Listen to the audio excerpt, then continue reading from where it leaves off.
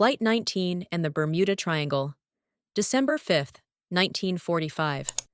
5 TBM Avenger torpedo bombers departed Naval Air Station Fort Lauderdale at 2:10 p.m. for a routine navigation training flight. The plan was simple: fly east, then north, then southwest back to base. Total flight time, about 2 hours. The weather was clear. The pilots were experienced. It should have been routine. At 3:45 p.m., the tower received a strange transmission. Flight leader Lieutenant Charles Taylor reported that both his compasses had malfunctioned. He believed they were flying over the Florida Keys, but they should have been over the Bahamas. Another pilot tried to take over navigation, but his compass had also failed. The transmissions became increasingly confused and desperate. "We can't find west. Everything is wrong. We can't be sure of any direction. Even the ocean doesn't look as it should." This is one of the strangest things about Flight 19. Experienced pilots couldn't identify their location despite clear visibility. They could see islands below them, but couldn't identify which islands. They could see the ocean, but it looked wrong somehow. The tower tried to guide them back, but radio contact became sporadic. The last transmission came around 7 p.m. "All planes close up tight. We'll have to ditch unless landfall. When the first plane drops below 10 gallons, we all go down together." Then nothing. A Martin Mariner flying boat with 13 crew took off to search for them. 20 minutes later, it exploded in mid-air. A tanker ship saw the explosion and recovered some debris. But Flight 19 was never found. Despite one of the most extensive search operations in naval history, covering 250,000 square miles, no wreckage, no oil slicks, no life rafts, no bodies were ever recovered. The official explanation: Lieutenant Taylor became disoriented, led the flight east over the Atlantic instead of west toward Florida, and they ran out of fuel and crashed into the ocean. But this doesn't explain the compass failures, the strange radio transmissions about the ocean looking wrong, or why no trace was ever found, despite calm seas and an immediate search. Flight 19 became the most famous example of Bermuda Triangle disappearances, the region between Florida, Bermuda, and Puerto Rico, where ships and aircraft allegedly vanish at higher rates than elsewhere. Skeptics note that the triangle is heavily trafficked and the disappearance rate is actually normal for the region. But Flight 19 remains genuinely unexplained. Something went catastrophically wrong that day, and we still don't know what. The Mary Celeste. December 4th, 1872. The merchant ship Dei Gratia spotted a vessel drifting erratically in the Atlantic Ocean between the Azores and Portugal. As they drew closer, they realized something was wrong. The ship was seaworthy, sails partially set, but no one was on deck. It was the Mary Celeste, and everyone aboard had vanished. The boarding party found an eerie scene. The ship was in good condition, not taking on water. The cargo of 1,701 barrels of denatured alcohol was intact. Personal belongings were undisturbed: clothes, valuables, even the crew's pipes and tobacco. The ship's papers were missing except the captain's log. Most mysteriously, there was food in the galley, half-eaten meals on the table, and the captain's quarters showed signs of someone leaving in a hurry. Drawers open, navigation instruments gone. But there was no sign of struggle. No blow. But there was no sign of struggle. No blood. No damage to the ship. The lifeboat was missing, suggesting the crew abandoned ship deliberately. But why? The last log entry was dated November 25th, 9 days before discovery, showing routine navigation entries with nothing unusual noted. 10 people had been aboard: Captain Benjamin Briggs, his wife Sarah, their 2-year-old daughter Sophia, and 7 crew members. They vanished completely. Neither they nor the lifeboat were ever found. The ship had clearly been abandoned in a hurry, but it wasn't sinking, wasn't on fire, and faced no apparent danger. Theories abound. Some suggest a waterspout or seaquake frightened the crew into abandoning ship. Others propose the alcohol cargo released fumes that created an explosion risk, causing panic. A more technical theory suggests siege phenomenon, underwater earthquake creating pressure that made the ship appear to be sinking when it wasn't. But none explain why an experienced captain would abandon a seaworthy ship, or why no trace of 10 people and a lifeboat was ever found in a heavily traveled shipping lane. The Mary Celeste was recovered and sold, but was considered cursed afterward. Every subsequent owner faced misfortune. The ship ended up wrecked off the coast of Haiti in 1885. The Mary Celeste remains the most famous maritime mystery, a ghost ship that revealed nothing about the fate of those who sailed her. The Flannan Isles Lighthouse Keepers, December 1900. The Flannan Isles, a remote group of islands off the coast of Scotland, housed a lighthouse staffed by 3 keepers working in rotation. On December 26, 1900, a relief vessel arrived to swap crews. They found the lighthouse abandoned. The entrance gate and door were closed. 2 of the 3 oilskin coats were missing from the hooks. The clock had stopped. A chair was overturned. And all 3 keepers, Thomas Marshall, James Ducat, and Donald MacArthur, were gone. The investigation revealed strange details. The log showed that on December 12th, there had been a severe storm. But that wasn't unusual for the location. The final log entry, dated December 15th, noted that the storm had ended and everything was calm. But according to weather records, there was no storm in that area on December 12th. The weather had been clear and calm for days. The investigators' report described the scene. The clocks were stopped. The fire was not lighted. The lamp was cleaned and refilled. Everything in the living quarters was normal, except 1 chair overturned.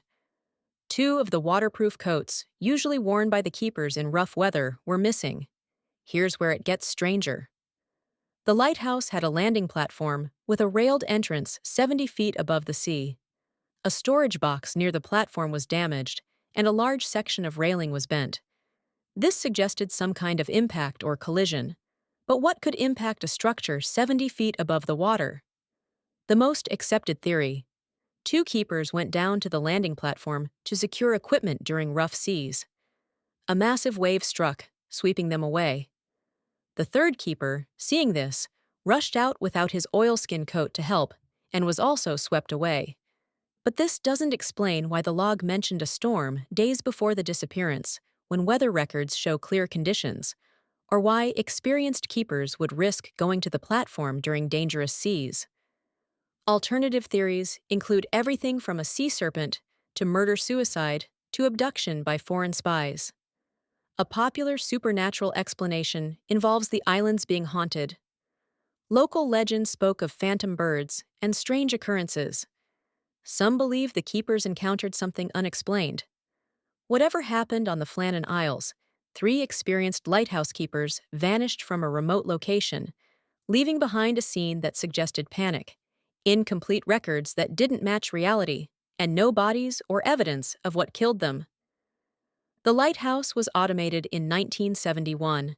Today, it stands as a monument to an unsolved disappearance that has haunted maritime history for over a century. The Sodder children, Christmas Eve, 1945.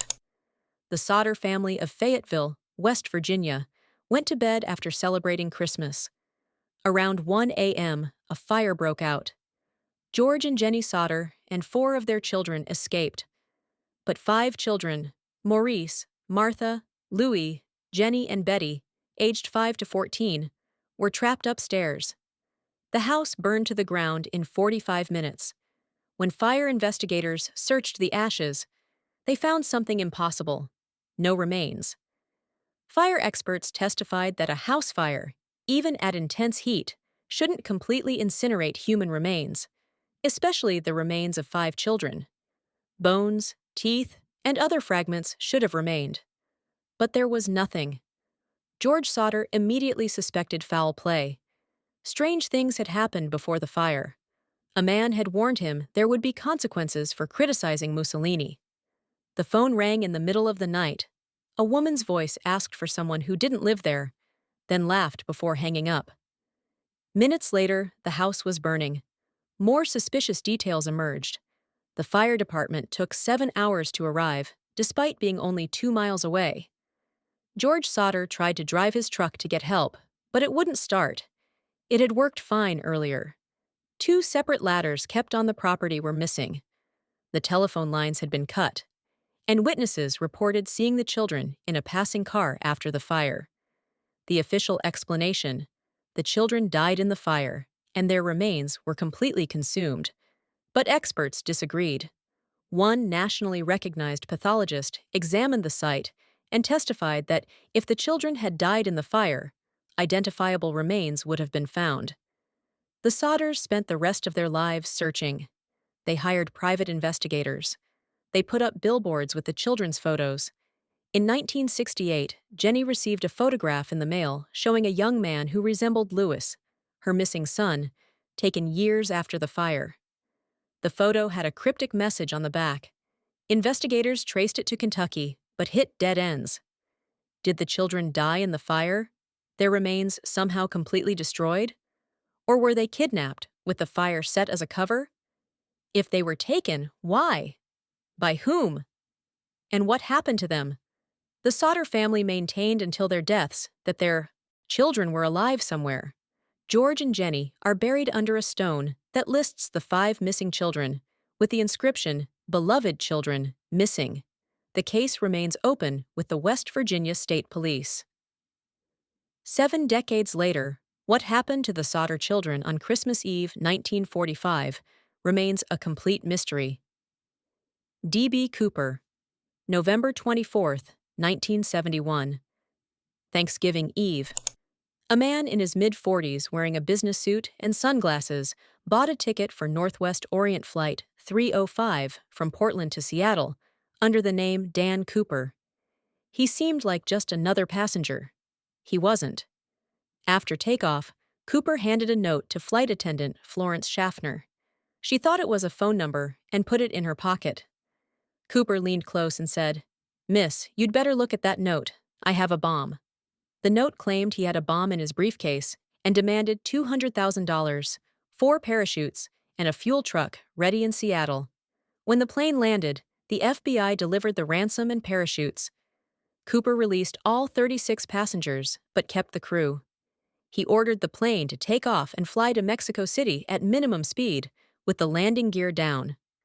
Somewhere over southwestern Washington, between 8 p.m. and 8:13 p.m., Cooper strapped on a parachute, grabbed the money, and jumped from the rear stairs of the Boeing 727 into a freezing rainstorm at 10,000 feet. The crew felt the pressure change when he jumped. After landing, they found 2 parachutes left behind, a clip-on tie, and 8 cigarette butts. D.B. Cooper was gone. The FBI launched the most extensive manhunt in history. They searched the flight path, interviewed hundreds, analyzed every clue. They found nothing.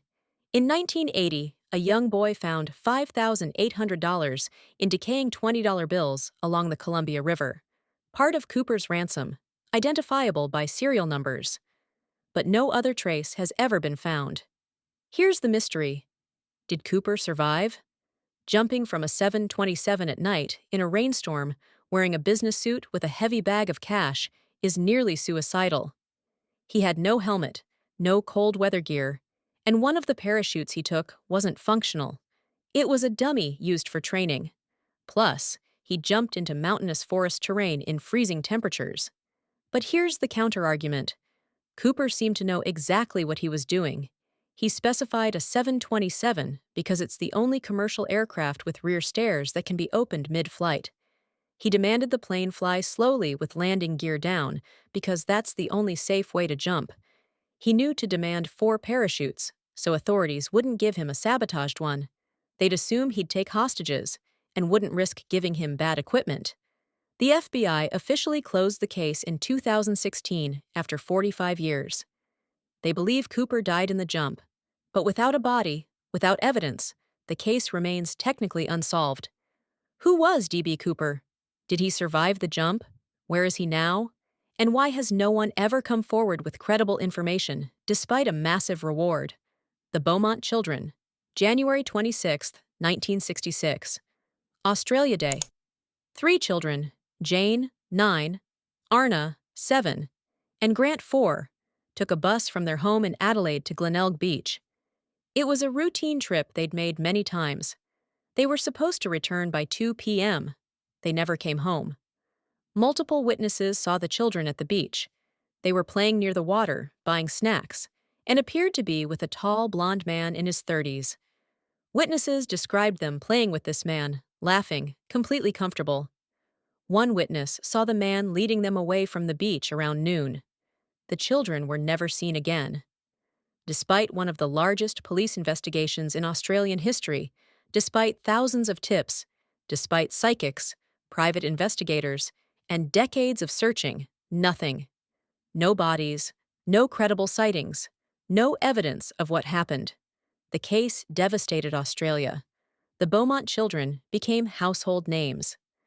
Their disappearance changed how Australians raised children, ending the era when kids could play unsupervised.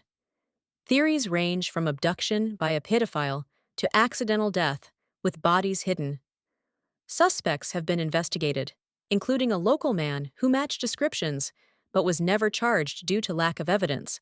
In 2018, police excavated a factory site after a tip suggested bodies might be buried there. They found nothing.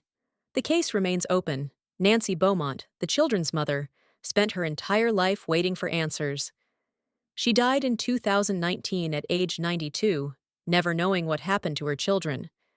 What makes this case particularly haunting is that the children seemed to go willingly with their abductor.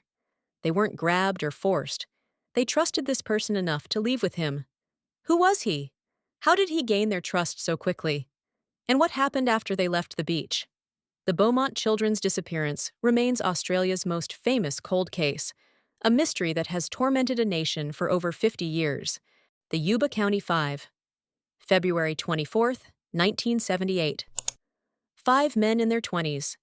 Gary Mathias, Jack Madruga, Jack Hewitt, Ted Wire, and Bill Sterling drove from Yuba City, California, to watch a basketball game in Chico, about 50 miles away. They were mildly intellectually disabled, but functioned independently. They were excited about an upcoming Special Olympics basketball tournament. After the game, they were driving home. They never made it. 4 days later, their car was found 70 miles off course on an isolated mountain road, completely inaccessible in winter. The car was in good condition, undamaged, with plenty of gas. The keys were missing.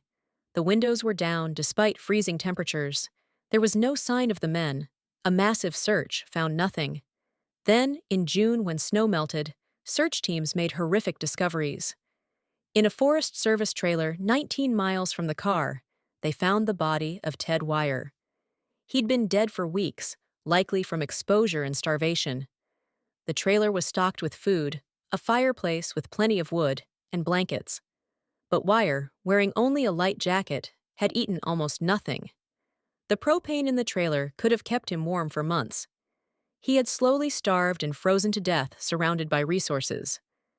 Outside the trailer, they found the remains of 3 more men, Madruga, Hewitt, and Sterling, dead from exposure.